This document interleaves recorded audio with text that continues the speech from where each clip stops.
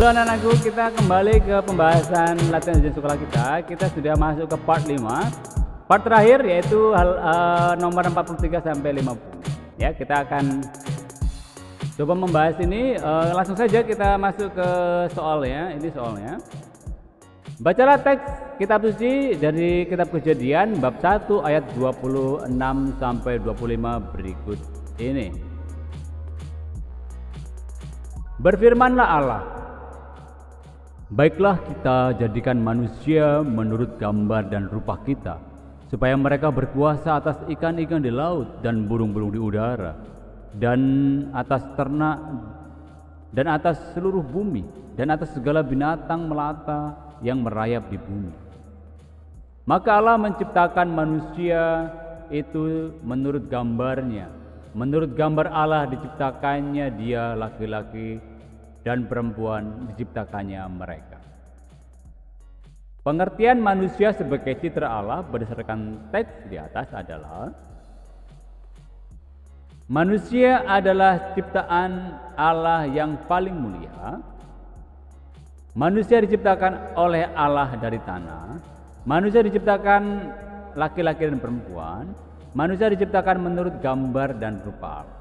Kira-kira apa kalau ditanyakan manusia sebagai citra Allah? Maka jawaban yang paling tepat adalah iya, yang D ya, manusia diciptakan menurut gambar dan rupa Allah.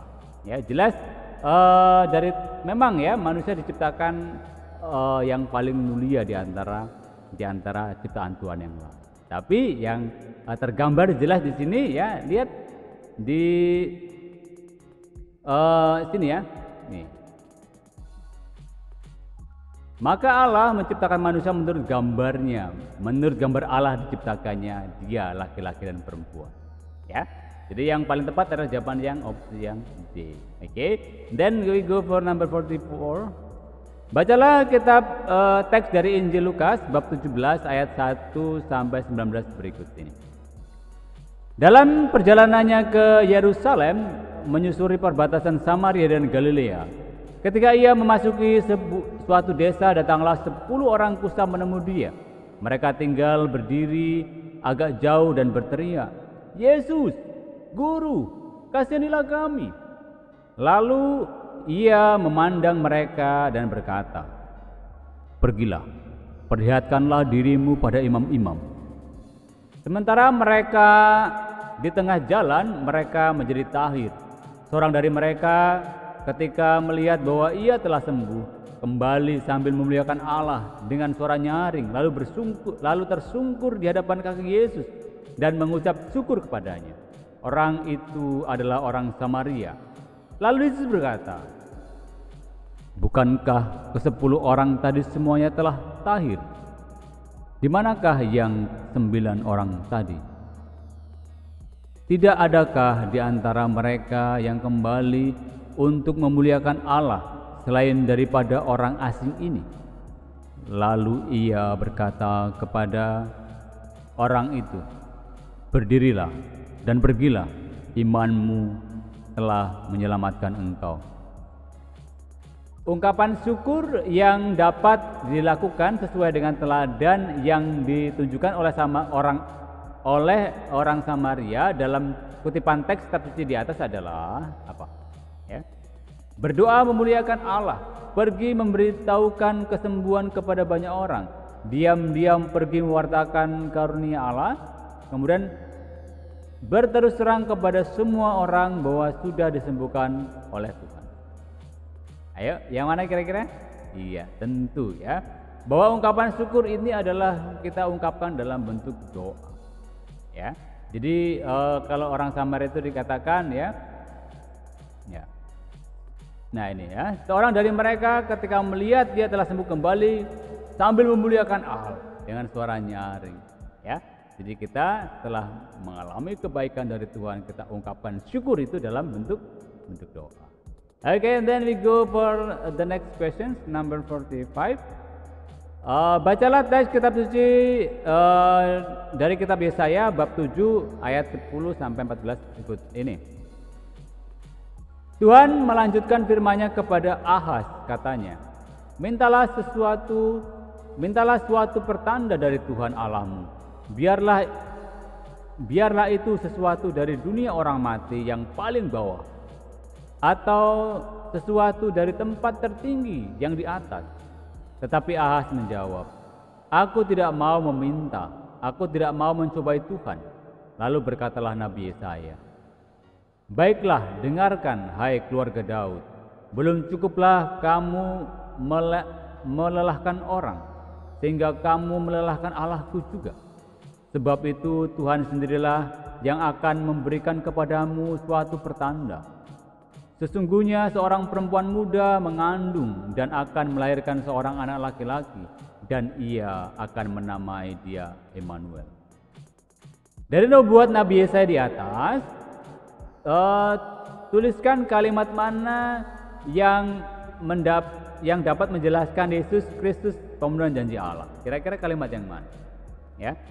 Apakah meminta sesuatu pertanda dari Tuhan Allahmu, atau belum cukupkah kamu melelahkan orang sehingga kamu melelahkan Allahku juga, atau kalimat yang sebab itu Tuhan sendirilah yang akan memberikan kepadamu suatu pertanda, atau sesungguhnya seorang perempuan muda mengandung dan akan melahirkan seorang anak laki-laki, dan ia akan menamakan dia Immanuel. Tentu yang D ya ini buat tentang bahwa Yesus merupakan pemenuhan janji Allah. Oke, then we go for number 46 ya. Bacalah tabel tindakan berikut ini. Memaafkan teman yang sudah melakukan kesalahan, melaporkan teman yang mencontek kepada guru, mengangkat teman yang terjatuh ke tempat yang teduh, bergotong royong membersihkan gorong-gorong yang tersumbat, menyumbangkan air minum untuk warga masyarakat yang sedang mengungsi, membuang sampah pada tempatnya. Nah, tindakan yang bisa dilakukan oleh remaja sebagai perwujudan sikap peduli terhadap penderitaan sesama di lingkungan masyarakat ya. Ini yang bisa kalian lakukan. Ya, yang mana? Di antara 1, 2, 3, 4, 5, 6, 7. Ya, tentu yang C ya, yang paling sederhana yang bisa kalian lakukan ya. Mengangkat teman yang terjatuh ke tempat yang teduh. Ya, misalkan teman kalian lagi main bola gitu ya, terus jatuh nggak bisa bangun ya, kita coba kita papah menuju ke tempat yang teduh. Kemudian yang keenam jelas ya, menyumbangkan air minum untuk warga masyarakat yang sedang mengungsi. Ya, di NTT atau di tempat-tempat lain juga ya, ada yang sedang tertimpa bencana dan ada tempat pengungsian. Ya, air minum itu adalah hal sederhana tapi bisa kita lakukan ya untuk meringankan beban mereka. Okay, then we go for number 47. Dalam gereja Katolik dikenal istilah 5 bidang pelayanan gereja. Juga sudah kita bahas di pertanyaan-pertanyaan sebelumnya, yaitu tugas pokok pelayanan gereja yaitu apa? Ya, sekolah Katolik, rumah sakit, panti asuhan, badan amal atau bantuan langsung, ada imam, misioner, pastutri, kemudian ada katedral, kategorial, paroki, lingkungan dan keluarga, atau peribadatan, pewartaan, persekutuan, pelayanan dan kesaksian. Ya, tentu jawabannya yang D ya. Sudah kita bahas di pertanyaan kita sebelumnya. Ya, jelas, atau bahasa lainnya ada liturgia, kemudian ada kerigma, ada koinonia, ada diakonia dan ada martiria. Dan 5 bidang inilah yang dilakukan oleh gereja. Ya, itu yang di opsi A itu lebih kepada bentuknya, karya di rumah sakit, karya di sekolah, di panti asuhan, atau karya-karya yang lain ya. Jadi bukan yang imam itu adalah bagian dari salah satu anggota gereja yaitu klerus ya. Kemudian katedral itu ya lebih kepada lingkup wilayah gereja ya, ada keuskupan, kemudian ada paroki dan sebagainya. Okay, and then we go for the next question, yaitu adalah nomor 48. Salah satu contoh kegiatan untuk mengembalakan Salah satu contoh kegiatan untuk mengembangkan persekutuan gereja di bawah ini adalah untuk mengembangkan persekutuan ya. Membaca dan merenungkan isi dari kitab suci, ikut mengantar bantuan kemanusiaan kepada para korban banjir, bersama seluruh anggota keluarga menghadiri kegiatan doa lingkungan, kemudian bercita-cita menjadi romo suster supaya bisa melayani umat. Kira-kira yang mana? Ini mengembangkan persekutuan ya.